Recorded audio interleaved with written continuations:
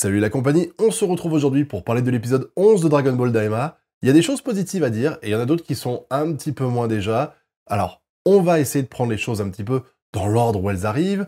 En premier, on se rappelle l'épisode précédent, il y avait Neva qui arrivait devant le vaisseau de Goku et ses amis. Alors j'avais dit que s'ils le voyaient pas, ils étaient aveugles. Bon bah ils le sont pas, ils ont vu Neva. Alors, j'avoue que j'ai un petit peu du mal avec son attitude parce que au début, il joue les personnes un peu séniles.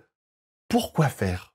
Parce que on se doute bien qu'il a un objectif derrière la tête. D'ailleurs, le délire qu'il va avoir à dire que «Eh, mais au fait, t'as récupéré une Dragon Ball», les yeux qui pétillent quand il dit qu'il a récupéré les Dragon Ball, enfin une Dragon Ball déjà, tu sens que le mec il est en chien et qu'il veut le fameux vœu de ces Dragon Ball là, et du coup, il va demander à faire partie de l'aventure, on va lui dire que non, et il va répondre qu'il faut absolument faire le vœu en Namek, sinon ça ne marche pas. Et Piccolo, qu'on regarde tous, il est là, il fait «Bah désolé, mais j'ai oublié le Namek depuis le temps que je l'ai pas pratiqué».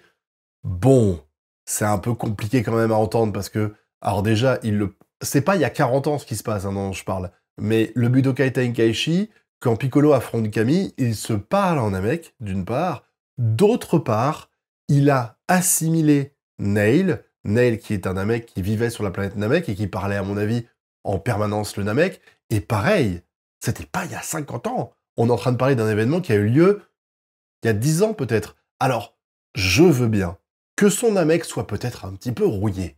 Mais de là à se dire qu'il a totalement perdu au point de ne pas pouvoir dire au dragon «Je veux revenir à mon âge à l'âge d'avant», enfin «Je veux récupérer l'âge d'avant», «Je veux annuler le vœu précédent», enfin ce que vous voulez comme phrase, ça me paraît un peu dégueulasse. Mais bon, scénario no jutsu, voilà, on accepte énormément de choses qu'on n'accepterait pas dans DBS, mais Dragon Ball Daima a une sorte de totem d'immunité que j'arrive pas à comprendre. C'est très bien Daima, mais je trouve qu'il faut être capable de dire les choses qui vont pas dans le scénario, et là, ça tient pas la route. Alors on a appris au passage que Katarz, c'est ça je crois son nom, est le père de Piccolo, de façon totalement random. En fait, des fois j'ai l'impression, vous allez dire que je critique tout le temps, j'ai l'impression en fait que des fois, il y a du lore pour avoir du lore. C'est genre, oh bah tiens, on te balance le nom du père de Piccolo, et tout le monde va être heureux en faisant «Oh putain, c'est incroyable cet épisode, tu te rends compte? On connaît le nom du père de Piccolo, mais c'est formidable!» J'ai l'impression des fois que ça se passe comme ça, parce que cette information-là, elle sort de nulle part, et elle n'a aucun intérêt.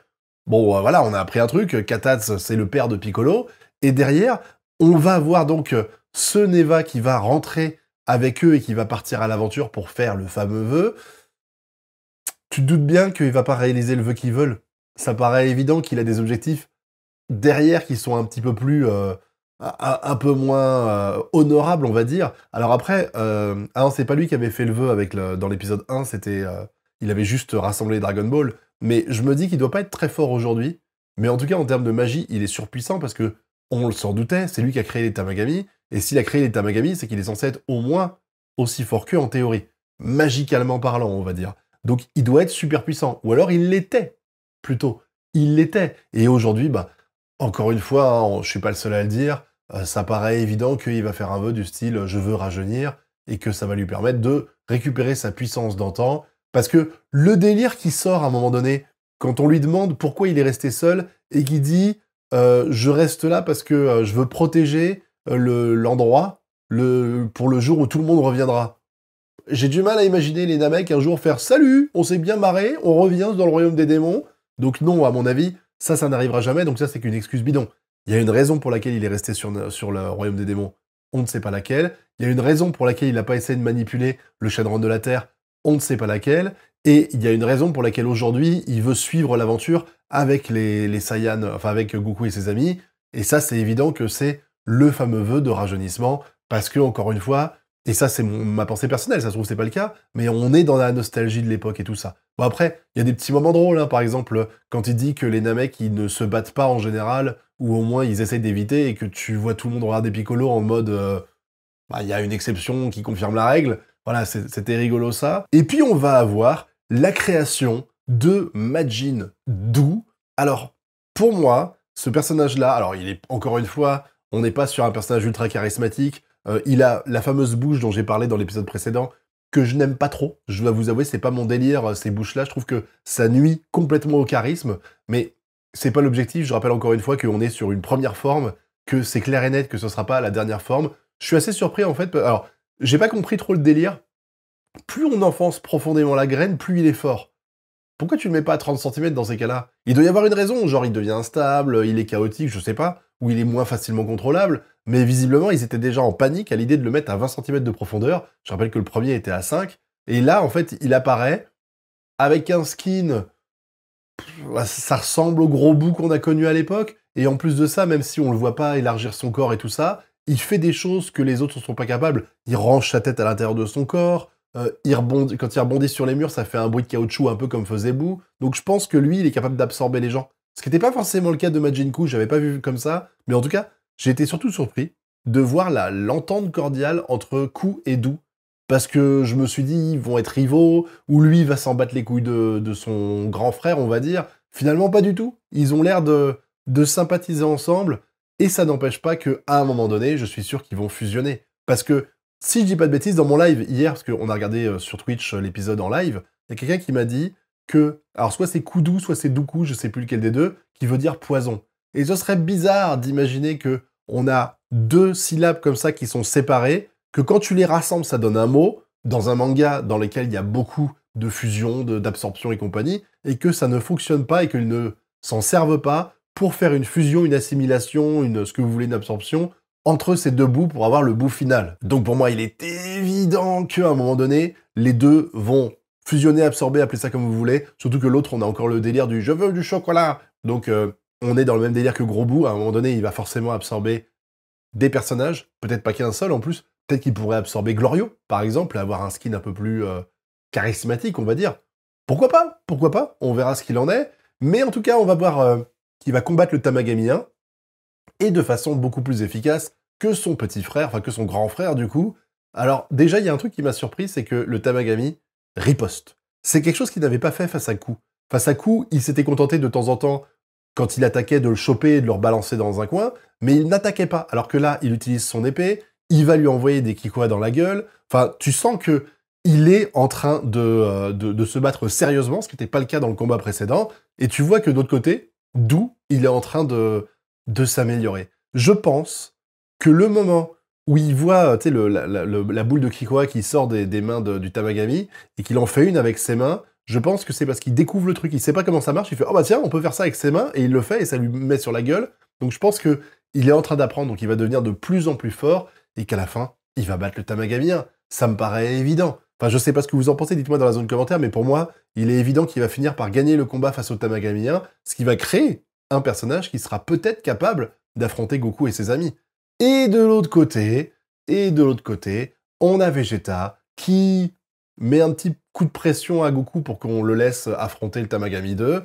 Alors j'aime bien le Tamagami 2, pareil, il a la bouche que j'aime pas, mais enfin bon, encore une fois, il faut partir du principe que c'est un classique maintenant dans Dragon Ball Daima, ce genre de bouche. Et du coup, il va l'affronter, il va galérer à mort quand même. Là où Goku maîtrisait le combat contre le Tamagami 3, je trouve que lui, c'est pas du tout le cas. Et puis en plus de ça, même au moment où il est blessé, il saigne à côté de l'œil. Il t'a deux doigts de perdre un œil quand même, Vegeta, c'est pas rien. Il n'y a pas un moment donné où tu te dis, il faut peut-être que je me transforme en Super Saiyan. Je n'arrive pas à comprendre ça. C'est quelque chose qui me dépasse en fait, et je l'ai déjà dit à plusieurs reprises, t'es dans un combat, tu jauges la force de l'adversaire, quand tu vois que l'adversaire est fort et arrive à te tenir tête en forme normale, claque le SSJ1, c'est ce qu'il faisait tout le temps dans DBZ. Est-ce que t'as vu à un moment donné Vegeta affronter Boo en mode normal? Non, ça n'arrive pas, il est déjà à sa forme max, c'est normal de faire comme ça. Je ne comprends pas que depuis Daima et Super, c'est pareil, on a ce délire du « Oh, on va y aller par étapes, hein, on va se faire latter la gueule ». Imaginez si Goku il avait affronté Cell en mode normal. Il se serait fait éclater, il aurait même pas eu le temps de se transformer en SSJ1, en 2 coups c'était fini pour lui. Donc là, je comprends pas ce délire-là, surtout que ça va, encore une fois, je l'avais dit dans la vidéo précédente, Vegeta, je trouve qu'il... Alors, pas respecté, c'est peut-être exagéré, mais je trouve qu'il n'est pas énormément, je vous dis, il va galérer face à ce combat, il va pas avoir de réaction d'orgueil, même à un moment donné, quand la nana, la Pansy, elle dit « Oh, mais il a l'air moins fort que Goku », je m'attendais quand même à une petite réflexion de la part de Vegeta, genre « Tu verras ça quand je me battrai », même pas, c'est comme s'il entendait rien. J'ai bien aimé par contre la réplique qu'il donne quand il dit « Tu n'es qu'un enfant », et que Vegeta te dire « Tu regretteras ses paroles quand on aura lancé le combat », mais ça n'empêche que, le combat était pas transcendant, surtout que le délire avec le monstre marin, là... Enfin, je veux dire, elle est où l'époque où il balançait un Kikoa et n'importe quelle créature de 200 mètres de haut, elle était en PLS au sol? T'es là, tu le vois nager dans l'eau, genre « Au secours, je vais être absorbé !» fait un Kikoa dans sa bouche, utilise le fait que tu peux l'éviter, hein, normalement même dans l'eau ça marche, hein, je vois rarement les personnages nager dans l'eau dans Dragon Ball, ils font pareil. Fais quelque chose, je sais pas, c'est trop bizarre en fait de le voir en panique face à ça. Encore une fois, j'ai vraiment ce sentiment que Vegeta n'est pas respecté dans Dragon Ball Daima. Et ça me frustre parce que j'aime beaucoup ce perso, il y a eu une évolution intéressante, surtout après l'arc-bout, et je trouve que là, l'évolution, elle est complètement mise au placard. Surtout que, de ce qu'on voit de la bande-annonce, là, Vegeta, il va être en galère, c'est visiblement Goku qui va essayer d'aller le sauver, donc le Vegeta qu'on m'avait décrit, vous savez, celui qui va affronter le Tamagami 2, ce qu'on avait vu avec la preview de l'épisode précédent, on s'était dit, bon, il va montrer sa puissance et tout ça, parce que là, il n'a pas montré grand-chose encore, donc quand j'avais dit dans la vidéo précédente que je trouvais que Vegeta n'était pas respecté, les gens m'ont dit, patience, la semaine prochaine, c'est son épisode, il affronte le Tamagami 2, bah de ce qu'on a vu ici, Vegeta s'est ridiculisé. Alors j'exagère évidemment en disant ridiculisé, mais honnêtement, il n'était pas à la hauteur de vos attentes, soyez honnêtes. Je veux dire, qui aurait imaginé que Vegeta, il serait resté en mode normal à galérer face à Tamagami 2, et que derrière, il se fasse bouffer par l'énorme poisson géant, là. C'est une humiliation pour Vegeta, et je comprends pas. Quand tu vois le personnage qu'il était à Dragon Ball Z, sachant que là, t'es entre Dragon Ball Z et la fin quelques années plus tard, et donc, en théorie, il a sa fierté de Saiyan, mine de rien, il l'a même à la fin du manga, parce qu'il veut affronter Goku pour juger un peu sa puissance. Donc, il est encore fier, même à ce moment-là. Donc, le fait de se laisser faire comme ça, alors qu'il sait que Goku a gagné, alors peut-être qu'il sait pas qu'il s'est transformé en Super Saiyan pour ça, mais quand même, mec, montre-nous de quoi t'es capable, surtout que Pansy, elle t'a ridiculisé en disant que t'étais moins fort que Goku. Fais quelque chose, sors tes burnes, je sais pas. Parce que là, honnêtement, il fait honte à son statut de prince des Saiyans. En tout cas, c'était un chouette épisode, on a pu voir la complicité entre les deux Majin, qui va forcément mener à quelque chose. On a aussi pu voir Goma, qui est bien vénère de ce qui se passe et qui a visiblement perdu tout contrôle sur les événements qui ont lieu actuellement. Il sait pas que Harisen est en train de lui faire à l'envers, c'est Harisen son nom, ou Harinsun, je sais plus. Et de l'autre côté, il est focus tellement sur Goku qu'ils sont tranquilles. En fait, ça me rappelle un peu Bleach, vous savez, dans l'Arc Soul Society, quand Aizen, il profite du fait que Ichigo et compagnie ont envahi la Soul Society pour faire ses petits coups en douce et que les gens se doutent de rien parce qu'ils sont focus sur les âmes errantes qui sont arrivées à la Soul Society. Là, c'est un peu pareil. J'ai le sentiment que Harinsu, elle profite du fait que Goku et ses amis sont là pour pouvoir faire ses expériences, faire ses Majin et compagnie, et réussir à battre le Tamagami. Sous le nez et la barbe de Goma, qui a pas l'air de réagir beaucoup, voilà. Mais t'as des pistes de réflexion intéressantes parce que tu te dis, il y a Neva qui va forcément vous la faire à l'envers. C'est sûr et certain. De l'autre côté, tu as les Majin qui vont à un moment donné fusionner, qui va y avoir des combats et tout ça. Et j'ai hâte de voir ce qui se passe. Et de l'autre côté, j'imagine bien que Goma va pas rester les bras croisés à attendre de voir les gens la lui faire à l'envers. Surtout que lui, il était persuadé qu'en transformant les autres en bébés, il serait tranquille. Finalement, non. C'est une connerie, et ça a été dit par Neva, pas exactement comme ça, mais genre, oh, il vous a fait rajeunir pour que vous envahissiez pas le royaume des démons. Ils auraient jamais envahi le royaume des démons si vous aviez pas fait ça, bande d'abrutis. Enfin bon, le scénario quand même tient sur un timbre-poste, hein, Daima, il faut le dire. Hein. Là, en théorie, si on en croit la rumeur populaire qui dit qu'il y a 20 épisodes, on en est au 11e, il en reste 9. Ce serait quand même temps de mettre un coup d'accélérateur là. Hein, parce que là, si tu veux faire avancer toutes les intrigues et faire une conclusion, parce que je me doute bien qu'il n'y a qu'une saison prévue de Daima, je dis pas qu'il n'y en aura pas une deuxième, mais en tout cas, il n'y en a qu'une seule pour l'instant de prévue pour raconter toute l'histoire de Goku qui rajeunit et tout ça, donc on verra bien. Mais sinon, cet épisode-là, bah, je vous dis, il était sympa. Je suis content de voir les intrigues avancer, même si je trouve qu'elles avancent doucement. J'ai été content du développement des deux Majin. C'est juste que Vegeta, je trouve qu'il est pas spécialement respecté, et je trouve que Piccolo l'a pas été non plus avec le délire du « je sais plus parler d'un mec ». Je trouve que ça, c'est un peu n'importe quoi, voilà. N'hésitez pas à me dire ce que vous avez pensé, vous, de cet épisode-là dans la zone commentaire. Vous connaissez la chanson, le pouce bleu, l'abonnement et le partage. Et puis, si jamais vous avez envie de commenter, mais que vous savez pas quoi dire, mettez juste en commentaire Piccolo LEA. Alors, si vous savez pas ce que c'est, LEA, c'est langue étrangère appliquée. C'est le cursus qu'on fait en général quand on apprend une nouvelle langue, parce qu'il faut qu'il y retourne, Piccolo, visiblement, il a oublié le Namek. En attendant, on se reverra pour de prochaines vidéos. Et d'ici là, je vous souhaite de bien kiffer. Tchuss!